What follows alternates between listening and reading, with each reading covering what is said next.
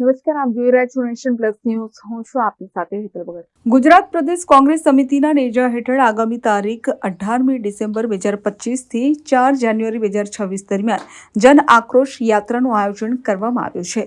જન આક્રોશ યાત્રા થકી ગુજરાત સરકારની વિવિધ નીતિઓને કઠેડામાં ઊભી કરવા માટે ગુજરાત કોંગ્રેસ દ્વારા તૈયારીઓ કરવામાં આવી છે. વડોદરા જિલ્લા કોંગ્રેસ સમિતિ દ્વારા એક અગત્યની બેઠકનું આયોજન સર્કિટ હાઉસ ખાતે કરવામાં આવ્યું હતું. ગુજરાત પ્રદેશ પ્રમુખ અમિત ચાવડાની સૂચના અનુસાર મળેલી બેઠકમાં વડોદરા જિલ્લા કોંગ્રેસ સમિતિના પ્રમુખ જશપાલસિંહ પઢિયાર તથા પ્રદેશ કોંગ્રેસ દ્વારા નિયુક્ત પ્રભારી વિશેષ ઉપસ્થિત રહ્યા હતા.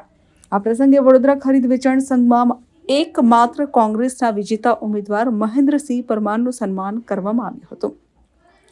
ત્યારબાદ વડોદરા યુવક કોંગ્રેસના નવનિયુક્ત પ્રમુખ તેમજ જિલ્લા નવનિયુક્ત હોદ્દેદારોનું સન્માન કરવામાં આવ્યું હતું.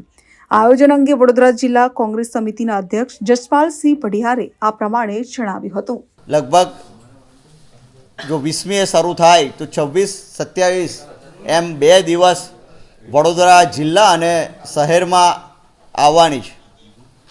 તો એ યાત્રાનું ખાસ કરીને આજે સૌ વડોદરા જિલ્લા કોંગ્રેસ સમિતિના સંગઠનના સૌ હોદ્દેદારો, પૂર્વ ધારાસભ્યશ્રીઓ, જિલ્લાના સભ્યશ્રીઓ અને તેમજ સાથે પ્રદેશમાંથી યાત્રા માટે થઈને જે પ્રભારીઓની નિમણૂક થઈ છે એ તમામ લોકો યાત્રાનું લોકોને વાચા મળે, લોકોની વાત સરકાર સુધી પહોંચે એ હેતુ થઈને જે રૂટ બનાવવામાં આવ્યો છે એ રૂટ બાબતની ચર્ચા આજે સંગઠનના તમામ લોકો અહીંયા ઉપસ્થિત છે. એમની સાથે આ રૂટ બાબતની એક ચર્ચાનો વિષય છે. સાથે તેવી જ રીતે વડોદરા જિલ્લામાં ખરીદ વેચાણ સંઘમાં શ્રી મહેન્દ્રસિંહ, અમારા વાઘોડિયા તાલુકાના પૂર્વ કોંગ્રેસ સમિતિના પ્રમુખશ્રી, જેઓ સારા એવા મતોથી એમાં જીત્યા છે. તો આજે વડોદરા જિલ્લા કોંગ્રેસ સમિતિ તેઓનું સન્માન કરવાનો એક કાર્યક્રમ છે. સાથે યુથ કોંગ્રેસનું પણ તાજેતરમાં જ રિઝલ્ટ આવ્યું છે, તો એમના પણ નવનિયુક્ત સૌ હોદ્દેદારોનું પણ અહીંયા સન્માનની સાથે આવકારનો કાર્યક્રમ અહીંયા રાખવામાં આવ્યો છે.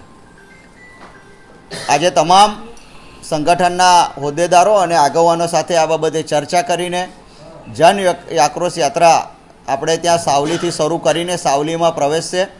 સાવલી રાત્રિ રોકાણ છે, બીજે દિવસ સવારે ત્યાંથી શરૂ કરીને વડોદરા શહેરમાં આવશે. વડોદરા શહેરમાં એક દિવસનો આખા દિવસનો રૂટ છે. ત્યારબાદ બીજે દિવસ સવારે વડોદરાથી પાદરા તરફ અને પાદરાથી જે પોઈન્ટ નક્કી કરવામાં આવ્યા છે એ પોઈન્ટ મુજબ આગળ વધીને કરજણ તાલુકામાં પ્રવેશશે અને ત્યારબાદ ડભોઈ પહોંચશે અને ડભોઈ રાત્રિ રોકાણ છે અને ત્યારબાદ યાત્રા બીજા જિલ્લામાં એટલે કે આગળ છોટાઉદેપુર તરફ પ્રયાણ કરશે. એટલે આ યાત્રાનું આખો રૂટ રોડમેપ એ તમામ તૈયારી કરવા માટે થઈને આજે સૌ જિલ્લાના આગેવાનો અને કાર્યકરો અહીંયા ઉપસ્થિત થયા છે.